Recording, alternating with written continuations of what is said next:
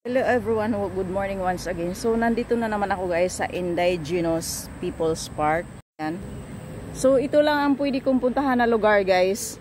Kasi kulangin ako sa oras lalo ngayon, 6:23 na. Ibinili ko pa kasi ng internet yung kasama ko at ginagamit itong CP ko kasi sa website ako bumibili. So try ko dito guys gumawa ng video sa baba.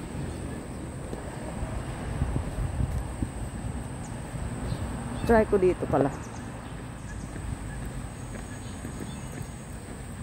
May circle. Ano kaya ito ni circle dito? Ayan. Yan, may mga sculpture dyan.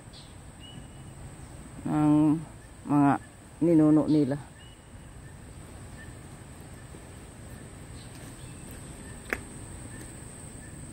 Try ko pala dito.